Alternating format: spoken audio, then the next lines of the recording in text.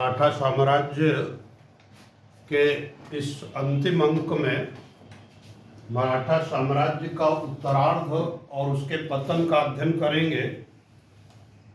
आपने पिछले दो अंकों में देखा कि शिवाजी ने कैसे एक सशक्त मराठा साम्राज्य की नींव रखी थी और बाद में उनके उत्तराधिकारियों और विशेषकर बालाजी विश्वनाथ के नेतृत्व में मराठा साम्राज्य की एक प्रकार से द्वितीय स्थापना हुई, जिसे बाजीराव प्रथम और बालाजी बाजीराव ने कैसे उसको चरमोत्कर्ष पर पहुंचा दिया। लेकिन पानीपत का जो तृतीय युद्ध 1761 में हुआ, उसमें मराठा सत्ता एक बार चूर चूर हो गई और उस मराठा सत्ता को पुनः स्थापित करने का प्रयास वो माधवराव ने किया। पेशवा माधवराव अंतिम प्रभावी पेशवा के रूप में हम उन्हें कह सकते हैं, जिन्होंने मराठा शक्ति को पुनर्संगठित करने का प्रयास किया। लेकिन साथियों, जो परिवर्तन हो रहे थे इस दौर के उनको समझ लेना जरूरी है। इस दौर में जो सबसे बड़ा परिवर्तन ये था कि मुगल साम्राज्य ढह रहा था, वो पतोन्मुख था और हालात ये हो गए थे कि 1765 के इलाहाबाद की संधि में मुगल सम्राट शाह आलम द्वितीय को अंग्रेजों ने पेंशनर घोषित कर दिया था। बाद में मुगल बादशाह ने अंग्रेजों का संरक्षण त्याग करके उन्होंने पेशवा का संरक्षण, मराठा पेशवा का संरक्षण प्राप्त किया था। इस प्रकार यहाँ दिखेगा कि कैसे मुगल साम्राज्य के खंडहरों पर मराठा साम्राज्य फलने फूलने लगा।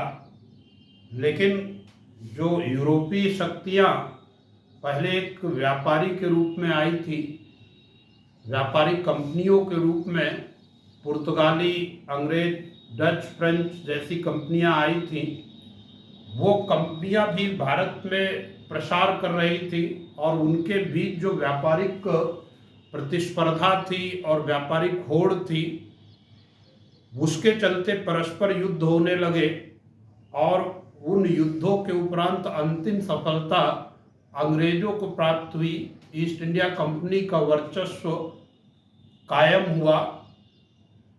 ईस्ट इंडिया कंपनी ने 1759 में बेदरा के युद्ध में डच सत्ता को भारत से समाप्त कर दिया और 3 कर्नाटक युद्धों के उपरांत जो 1760 में वांडीवास का युद्ध हुआ, उसमें फ्रेंच सत्ता को समाप्त कर दिया। पुर्तगाली अब केवल जो है वो गोवा तक सीमित रह गए। अर्थात यदि यूरोपीय शक्तियों को देखें तो उनमें अब अंग्रेज और इधर भारतीय शक्तियों में देखें तो अब मराठा शक्ति, 2 ही शक्तियां शेष थी। तो ऐसे में संघर्ष होना स्वाभाविक था और यहाँ पर स्थिति थोड़ा बदली मराठों में। आप सभी जानते हैं माधवराव पेशवा जो क्षय रोग से जिनका निधन हो गया था, अंतिम प्रभावी पेशवा थे। माधवराव पेशवा के पश्चात चूँकि उनका कोई पुत्र नहीं था, अतः उनका छोटा भाई नारायण राव वो पेशवा बना और नारायण राव ने एक बड़ी गलती कर दी। उसने रघुनाथ चाचा जो उसका था, जो पेशवा बनने की महत्वाकांक्षा पाले हुए था, उसको मुक्त कर दिया और रघुनाथ सदैव षड्यंत्र करता था और उसने अपनी पत्नी के साथ मिलकर के अपने भतीजे नारायण राव की हत्या करवा दी एक षड्यंत्र के द्वारा। नारायण राव की जब हत्या हुई तो उसकी पत्नी गर्भवती थी और उसने उसके पुत्र को जन्म दिया। जब पुत्र का जन्म हुआ तो रघुनाथ हतोत्साहित हुआ, क्योंकि वंश परंपरा के अनुसार पेशवा का पद चूंकि बाजीराव प्रथम के समय ही वंशानुगत हो गया था, तो वंश परंपरा के अनुसार अब ये जो नवजात शिशु था गंगाबाई का, नारायण राव का पुत्र था, वो अब नियमानुसार पेशवा बनना था। और उस समय पेशवाओं की मंत्रिपरिषद, पेशवा की मंत्रिपरिषद के एक अत्यंत शक्तिशाली सदस्य नाना फडणवीस ने इसी सिद्धांत का पक्ष पोषण किया। तो रघुनाथ के जो सपने थे पेशवा बनने के, वो एक बार फिर बिखरते हुए दिखे। अतः रघुनाथ ने वो जो है संपर्क साधा अंग्रेजों से, केवल पेशवा पद हथियाने के लिए, या और अंग्रेज जैसे इसकी प्रतीक्षा ही कर रहे हो कि मराठों के आपसी मतभेदों का लाभ उठाया जाए और मराठों के मामलों में हस्तक्षेप करके, जैसा कि बंगाल में क्लाइव ने दोहरा शासन स्थापित करने में सफलता प्राप्त की थी, तो वैसे ही अंग्रेजों का ये सपना था कि दोहरा शासन स्थापित कर दिया जाए और मराठों पर भी अप्रत्यक्ष रूप से नियंत्रण स्थापित कर लिया जाए। उसी का लाभ उठाते हुए जब रघुनाथ ने सहायता मांगी, तो अंग्रेजों ने सहर्ष सहायता देने की बात को स्वीकार कर लिया और एक सूरत की संधि हो गई 1775 में। 1775 में जो सूरत की संधि हुई, उस संधि से ही अंग्रेजों ने जो है रघुनाथ को पेशवा बनने में मदद की बात को स्वीकार कर लिया। साथ में रघुनाथ को वो ये भी स्वीकार किया कि 2500 सैनिकों की मदद वो जो है देंगे पेशवा बनने में, लेकिन उसके बदले अंग्रेजों को सालसेट द्वीप और जो है भड़ौच बंदरगाह और वहाँ का जो क्षेत्र है उसको हासिल करने की बात कही गई, जिसे रघुनाथ ने स्वीकार कर लिया। तो ये सूरत की संधि जो है एक प्रकार से ये कहिए कि जो मराठों में आंतरिक फूट थी उसी का परिणाम थी। अब ऐसी स्थिति में संघर्ष होना स्वाभाविक था। आंग्ल मराठा युद्ध अब जो है एक आगामी जो इतिहास रहेगा 45 वर्षों का, वो वस्तुतः मराठा और आंग्ल संघर्ष का इतिहास रहेगा। और इसमें 3 युद्धों में हम अध्ययन करेंगे। इसमें प्रथम युद्ध जो था वो आंग्ल मराठा युद्ध 1772 से 1782 तक। यहाँ पर ये कर्नल कीटिंग के नेतृत्व वाली अंग्रेजी सेना ने आरस के मैदान में मराठों को पराजित कर दिया था। और इस आरस के मैदान में जब मराठों को पराजित कर दिया, तो फिर जो है मराठे बाध्य हुए पुरंदर की संधि करने के लिए। 1776 में पुरंदर की संधि हुई मराठों और अंग्रेजों के बीच। साथियों, यहाँ एक कंफ्यूजन क्रिएट हो रहा है, स्पष्ट हो जाना चाहिए कि एक पुरंदर की संधि 1665 में तब हुई जब शिवाजी ने, जयसिंह ने शिवाजी को बाध्य कर दिया था, और शिवाजी और जयसिंह के बीच ये पुरंदर की संधि 1665 में हुई थी, जिसमें शिवाजी को अपने 35 किलो में से 23 किले मुगलों को देने के लिए बाध्य होना पड़ा था। लेकिन यहाँ की जो पुरंदर की संधि है 1776 में, ये जो है वस्तुतः अंग्रेजों और मराठों के बीच होती है। यद्यपि इस संधि से जो सूरत की संधि है वो रद्द हो जाती है। यहाँ पर नाना फडणवीस ने बहुत बुद्धिमत्ता दिखाई थी, क्योंकि जो रघुनाथ को पेशवा बनने की बात थी वो खत्म हो गई। अब रघुनाथ के पेशवा बनने की संभावनाएं भी समाप्त हो गई, क्योंकि अंग्रेजों ने उन्हें पेंशनर घोषित कर दिया था।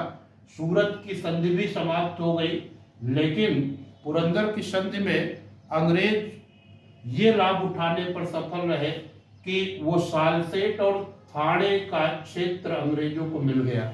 सालसेट और थाने का क्षेत्र जो अंग्रेजों को मिल गया, ये मराठों के लिए एक अपमानजनक संधि थी और ऐसी संधि इससे पहले मराठों को कभी पेश नहीं करना था, तो पेश नहीं किया था। अतः इस अपमानजनक संधि के विरुद्ध मराठे संगठित होने लगे थे और एक बार पुनः बडगांव की संधि, पहले इसको स्पष्ट कर दिया जाना चाहिए कि जो महादजी सिंधिया थे उन्होंने इसे अपमानजनक माना था और उन्होंने भोसले और महादजी सिंधिया ने एक संयुक्त मोर्चा बनाया था।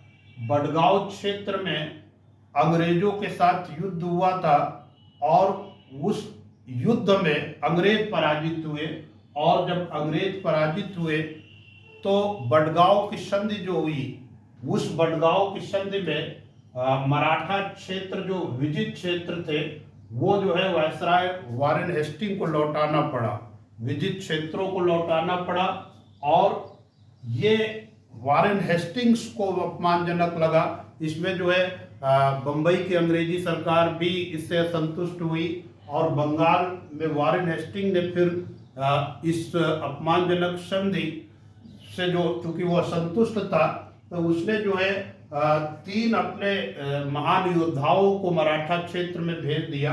उनमें जैसे जनरल गार्डर्ड को भेजा, उसने पूना होते हुए अहमदाबाद पर कब्जा कर लिया और कैप्टन कोफम को ग्वालियर भेजा और खोई हुई प्रतिष्ठा को पुनः अर्जित करने में सफलता अर्जित कर ली। तो वारेन हेस्टिंग का जो ये जो है प्रयास था वो सफल रहा और अब एक जो है सालबाई की संधि हुई। सालबाई की संधि 1782 में हुई और अंग्रेजों ने एक बार जो बडगांव की संधि में खो दिया था विजित क्षेत्र, वो पुनः प्राप्त कर लिया। सालबाई की संधि में महादजी सिंधिया मराठों की ओर से और मराठों और अंग्रेजों के बीच जो संधि हुई उसमें एक बार पुनः विजित क्षेत्र प्राप्त कर लिया।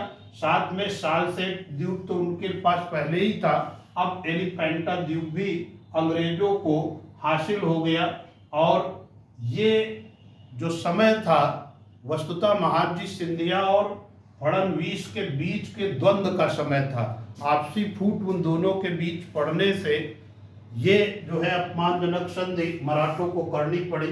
सालबाई की संधि हो गई और सालबाई की संधि के साथ ही प्रथम आंग्ल मराठा युद्ध समाप्त हो गया। प्रथम आंग्ल मराठा युद्ध समाप्त हो गया। अब इसके पश्चात जो है मराठों के बीच अंतर्कलह प्रारंभ हो गई थी और उस अंतर्कलह का इतना जबरदस्त असर था कि मराठे एकजुट नहीं हो पा रहे थे। उसी क्रम में जब बालाजी द्वितीय पेशवा बना और वो जो है इधर 1800 में नाना फडणवीस की मृत्यु हो गई, तो नाना फडणवीस की मृत्यु के पश्चात जिन्हें नाना फडणवीस को अंग्रेज मराठों का मैकियावेली कहते थे, यानी जिस प्रकार इटली में जो है मैकियावेली ने शक्ति के सिद्धांत को दिया था, वैसे ही शक्ति के सिद्धांत को लागू करने में फडणवीस मराठों में सफल रहते थे। लेकिन जब नाना फडणवीस की मृत्यु 1800 ईस्वी में हो गई तो जो पेशवा था बाजीराव द्वितीय वो स्वेच्छाचारी हो गया। वो उसकी स्वेच्छाचारिता इतनी बढ़ गई कि जो है सिंधिया और ये कहिए कि अन्य जितने भी थे, गायकवाड़ हो, सिंधिया हो, भोसले हो, होलकर हो, ये सभी असंतुष्ट रहने लगे। इसी बीच जसवंत राव होलकर की शक्ति बहुत बढ़ रही थी और जसवंत राव होलकर तथा भोसले तथा पेशवाओं के बीच युद्ध को प्रेरित कर रहा था स्वयं बाजीराव द्वितीय। वो बाजीराव द्वितीय ये मानता था कि अगर इन शक्तियों को आपस में लड़ाते रहेंगे तो हमारी सत्ता कायम रहेगी।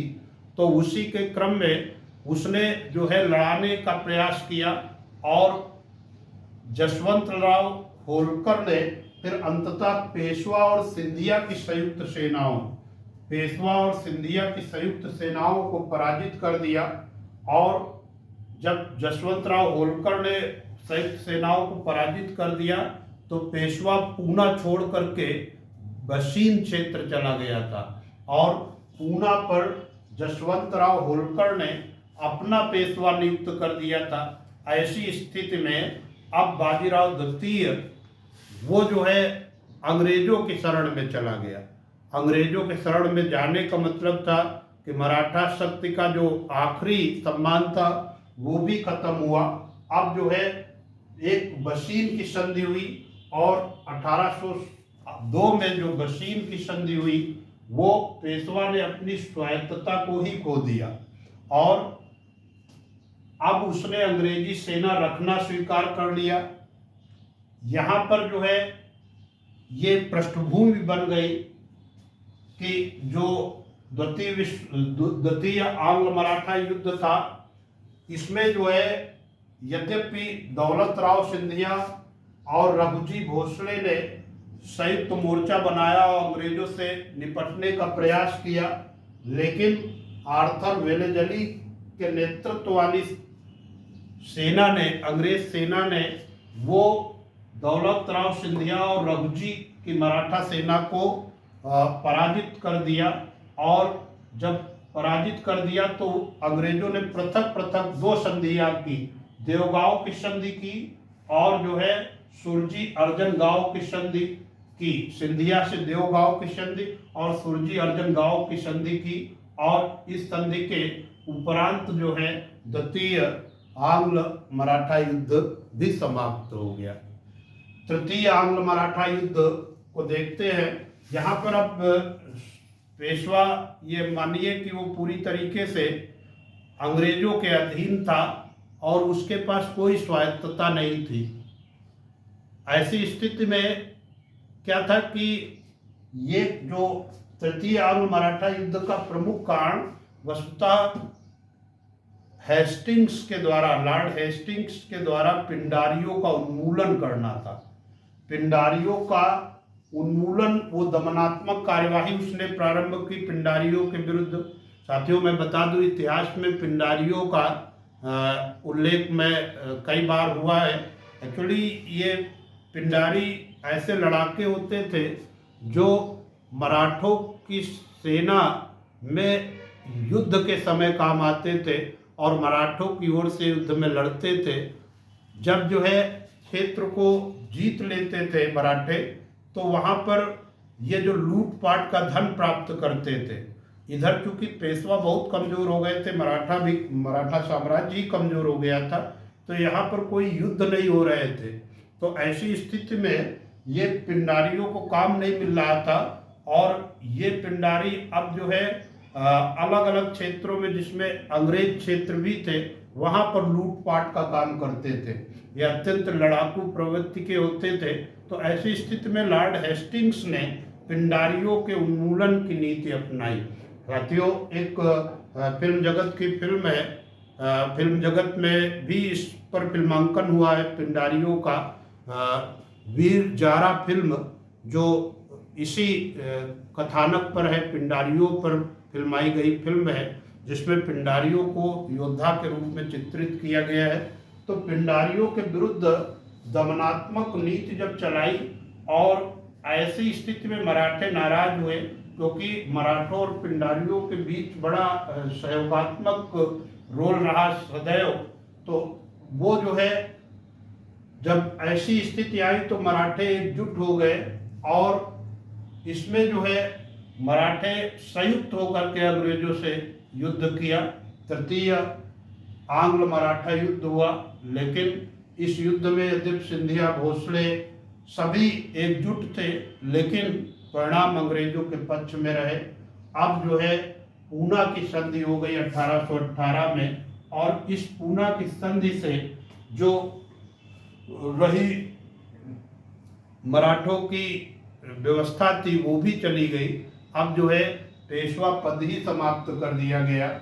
जो पेशवा बाजीराव द्वितीय को कंपनी ने पेंशनर बना करके उत्तर प्रदेश के कानपुर के निकट बिठूर में उन्हें निर्वासित कर दिया और उनको पेंशन देना प्रारंभ कर दिया। इस प्रकार मराठा सत्ता का अंत हो गया 1818 में। और इतिहास का ये मराठों का उत्कर्ष और उनका पराभव आपने देखा कि किस प्रकार एक बड़ी सत्ता कैसे बिखर गई धीरे धीरे। तो ये इतिहास का क्रम ही रहता है, उत्थान और पतन ये जारी रहता है। कोई भी साम्राज्य कितना भी ताकतवर क्यों न हो उसका भी अंत आता है। तो वही क्रम था साथियों।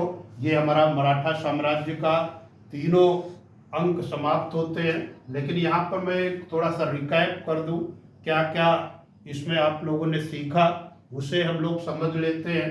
पहली बात तो आपने देखा था कि कैसे शिवाजी ने मराठा शक्ति की स्थापना में सफलता हासिल की थी। उसे कैसे एक सशक्त आधार बनाया, उसका सशक्त आधार बनाया था। और वो परिस्थितियाँ थी, वो दौर था। और उसके लिए हमने कारण भी बताया था कि मराठा साम्राज्य के उद्भव के कारणों में अगर देखा जाए तो पहला प्रमुख कारण तो यही था कि औरंगजेब की हिंदू विरोधी नीति, जिससे जो है एक हिंदू पद पातशाही जैसी विचारधारा को बल मिला था। दूसरा ये था कि जो भक्त संत थे, कवि थे, वो जो है हिंदू जनजागरण के लिए काम कर रहे थे। हिंदू भी एकजुट हो रहे थे और इन सब भावनाओं को एकजुट करने में शिवाजी के नेतृत्व में मराठे सफल रहे। मराठे वो जो है सशक्त थे शारीरिक रूप से और भौगोलिक परिस्थितियों ने उन्हें जो है और बल प्रदान किया। छापामार युद्धक प्रणाली ने उन्हें सफलता दी थी और उसी सफलता के क्रम में शिवाजी ने तोरण पहाड़ी किला, जो पहली विजय उनकी थी, वो तोरण पहाड़ी किले के रूप में उन्होंने हासिल किया था। और शक्ति वृद्धि के लिए उस समय शिवाजी ने एक प्रसिद्ध तलवार बनाई थी, क्योंकि उन्होंने देखा था कि मुगलों के पास या बीजापुर के सुल्तान के पास, अहमदनगर के सुल्तान के पास या निजाम के पास अत्याधुनिक अस्त्र शस्त्र थे। तो उन अस्त्र शस्त्रों से निपटने के लिए उस समय शिवाजी ने स्पेन के शहर मैड्रिड से 1 लाख तलवारें बनवाई थी। वो धात्विक तलवारें लंबाई में बड़ी होती थी और उनका भार हल्का होता था, जिससे मराठे जो है संघर्ष करने में सफल रहते थे। और उस तलवार को जगदम्बा तलवार नाम दिया था और एक जय भवानी का नारा मराठों के बीच प्रसिद्ध हुआ था। मराठा साम्राज्य में अन्य बातों में आपने देखा था कि कैसे शिवाजी ने पुनः जो है अर्जित कर लिया था। जो पुरंदर की संधि में किले चले गए थे, तो पुनः उन्होंने शक्ति अर्जित कर ली थी और जितने भी किले विजित कर लिए थे, साथ में अपने 1677 के कर्नाटक के अभियान में उन्होंने जो है दक्षिण में मराठा साम्राज्य की पताका को फहरा दिया था। और उनका जो है अंतिम अभियान कर्नाटक अभियान ही था। शिवाजी का प्रशासन आप जानते हैं कि अष्ट प्रधान एक मंत्रिपरिषद होती थी। उस मंत्रिपरिषद में प्रमुख पेशवा होता था और बाद में ये पेशवा पद और यह कहिए कि मराठा साम्राज्य को आगे ले जाने में पेशवाओं की भूमिका महत्वपूर्ण हो जाती है। साथियों, अप्रैल 1680 में तीव्र ज्वर के चलते शिवाजी का निधन हो गया, लेकिन जिस सशक्त मराठा साम्राज्य की नींव शिवाजी ने डाली थी, उनके उत्तराधिकारियों ने उसे आगे बढ़ाने का प्रयास किया। उसी के क्रम में आप जानते हैं कि शिवाजी के 2 पुत्र थे। उनमें जो है संभाजी, वो साईबाई निम्बालकर के गर्भ से उत्पन्न हुए थे और राजा राम सोयराबाई के गर्भ से उत्पन्न हुए थे। और ये इन दोनों सौतेले भाइयों के बीच संघर्ष की अवस्था बन रही थी। सोयराबाई ने शिवाजी के निधन होते ही वो राजाराम का राज्याभिषेक कर दिया था, लेकिन बाद में संभाजी छत्रपति बनने में सफल रहे और 1680 से 1689 तक 9 वर्ष तक शासन किया। किंतु एक बड़ी ऐतिहासिक भूल कह लीजिए या घटना कह लीजिए कि औरंगजेब का विद्रोही पुत्र अकबर वो जो है संभाजी के यहाँ शरण की जब अपील की तो संभाजी ने उसको शरण देना स्वीकार कर लिया अपनी भारतीय परंपरा के अनुसार। तो उसके चलते औरंगजेब इतना नाराज हुआ कि उसने अपने सेनापति मुबारिज खां को भेज करके मराठों को संगमेश्वर के युद्ध में 1689 में भीषण संगमेश्वर का युद्ध हुआ और इस युद्ध में वो जो है मुबारिज खां ने मराठों को पराजित कर दिया। कवि कलश जो मुख्य सलाहकार था संभाजी का और साहू को गिरफ्तार कर लिया गया, संभाजी के पुत्र साहू को भी गिरफ्तार कर लिया गया। इन तीनों को मुगल दरबार में पेश किया गया। औरंगजेब ने कवि कलश को अमानवीय जो है व्यवहार करते हुए उनकी हत्या करा दी और जो है साहू जी के विरुद्ध उसने जो क्रिया किया वो कार्य किया वो इतिहास में कहीं नहीं मिलता है। उसने जो है ऐसी यातनाएं दी कि उनके नाखून पहले खिंचवा लिए, फिर जो है गर्म सलाखों से संभाजी की आँखों को फोड़ दिया गया। बाद में उसने ऊँट में उन्हें उल्टा लटका के दिल्ली में घुमाया और लोगों से कहा कि उन पर पत्थर फेंके। यही नहीं, तिल तिल करके उनके हाथ पैर काट दिए और धड़ में फिर भूसा भरवा करके दिल्ली के मुख्य चौराहे पर टांग दिया कि कोई भी यदि मुगल सत्ता के विद्रोही को संरक्षण देगा तो उसका हश्र यही होगा। साहू जी को कैद कर लिया गया और जो है यहाँ पर पुनः जब ऐसी स्थिति आ गई तो राजा राम ने ऐसी अवस्था में कार्य करना प्रारंभ किया छत्रपति के रूप में। 1689 से 1700 तक लगभग 11 वर्ष राजा राम ने जो है ये वो जानते थे कि मुगल उन्हें जो है सत्ता चलाने नहीं देंगे, अतः उन्होंने छिप छिप करके सत्ता चलाने का प्रयास किया। उन्होंने अपनी सतारा राजधानी बनाई और बार बार वो स्थान बदलते थे और गोपनीय स्थानों पर चलते थे। तो वो जो उनका पलायन का क्रम इतिहास में साथियों बहुत पूछा गया तो सबसे पहले प्रतापगढ़ किले में वो रहे, फिर पन्हाला के किले में रहे। जो सर्वाधिक समय यानी 11 वर्ष में से 8 वर्ष उन्होंने जिंजी में बिताया और उसके बाद सतारा में। तो ये 4 स्थान पूछे जाते हैं कि राजा राम ने मुगलों यानी औरंगजेब के भय से कहाँ कहाँ पर स्थान बदले थे। यहाँ पर जो है स्थितियाँ क्या हुई कि राजा राम का भी जब असामयिक निधन हो गया तो उसकी जो विधवा थी ताराबाई मराठा वीरांगनाओं में उनका नाम गिना जाता है। उसने अपने पुत्र शिवाजी जो 4 वर्षीय था उसे छत्रपति बना दिया और स्वयं जो है कार्य करने लगी। कई बार उसने मुगल सेना को युद्ध के मैदान में पराजित किया है। इतिहासकार खफी खान ने ताराबाई की प्रशंसा की है और उसकी वीरता की प्रशंसा की है। ये जो 1700 ये कह लीजिए कि जो ये काल है 1700 से 1707 का काल वो मराठा स्वतंत्रता संघर्ष का काल कहा जाता है। इधर जब जो है औरंगजेब की 1707 में मृत्यु हो गई तो उसका पुत्र बहादुर शाह प्रथम ने उसने जो है वो मुगलों बहादुर शाह प्रथम ने चला दीजिए बहादुर शाह प्रथम ने वीडियो चला दो। बहादुर शाह प्रथम ने उसे मुक्त कर दिया साहू को, ये मानते हुए कि साहू जब मराठा क्षेत्र में पहुंचेगा तो वो जो है मराठा क्षेत्र में पहुंचकर विद्रोह कर देगा और उसका लाभ मुगलों को मिलेगा। और जब साहू मुक्त होकर के मराठा क्षेत्र पहुंचा तो वहां पर उस समय ताराबाई शासन कर रही थी। ताराबाई उसकी चाची थी। ताराबाई से संघर्ष होना स्वाभाविक था। इधर ताराबाई का जो है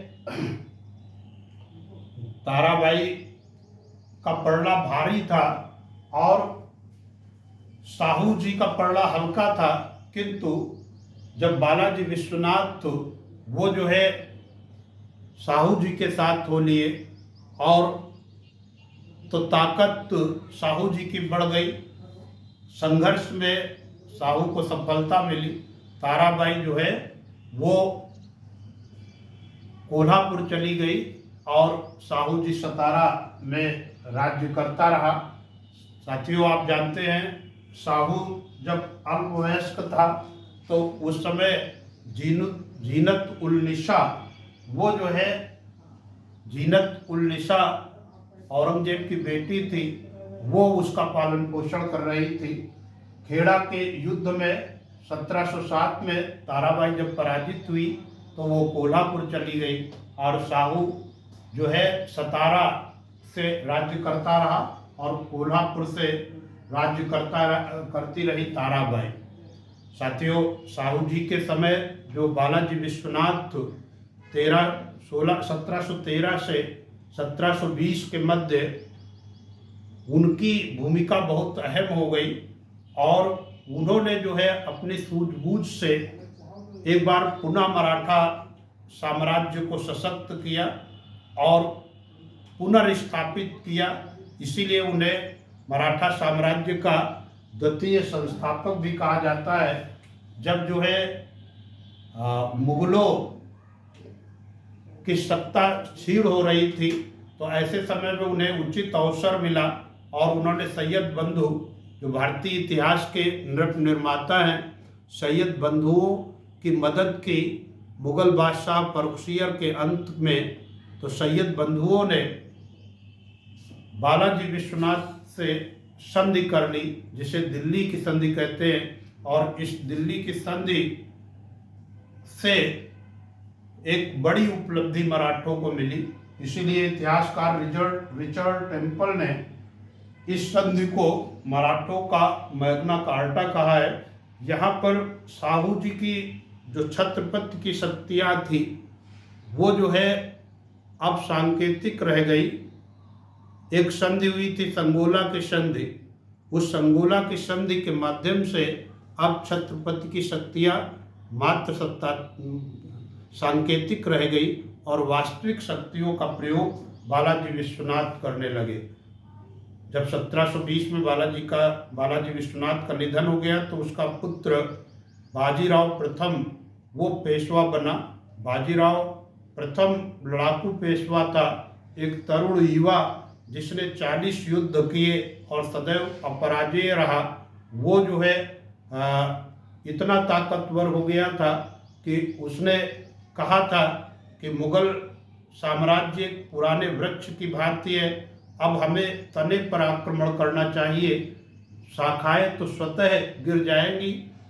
तो इस पर साहू ने उत्तर दिया था कि आप निश्चित ही मराठा पताका को हिमालय के पार गाड़ देंगे, क्योंकि आप योग्य पिता के योग्य पुत्र हैं। इस प्रकार एक जो है पुनः बाजीराव ने, हमने अपने पिछले अंक में बताया भी है कि बाजीराव ने कैसे सत्ता को शीर्ष पर पहुंचा दिया।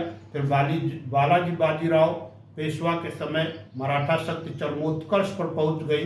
मराठा इतने ताकतवर हो गए कि उन्होंने जो है अफगानिस्तान से अब्दाली को खदेड़ दिया था। शायद वही आधार बना था, पानीपत का तृतीय युद्ध का आधार बना था। और 1761 में मराठों को जो है हार का सामना करना पड़ा था, लेकिन माधवराव पेशवा ने पुनः सत्ता को स्थापित करने का प्रयास किया। इसके पश्चात अभी आपने देखा कि कैसे अंग्रेजों ने मराठों के जो अंतिम चिन्ह थे उसे भी समाप्त कर दिया। साथियों, मराठा इतिहास का जो है गौरवपूर्ण गाथा यही समाप्त होती है। परीक्षा उपयोगी कंटेंट है। आप सभी से अनुरोध किया जाता है कि आप लोग इसे जो है समझे और सुने। परीक्षा में अनेक प्रश्न बनते हैं। तो तब तक के लिए जय हिंद, जय भारत।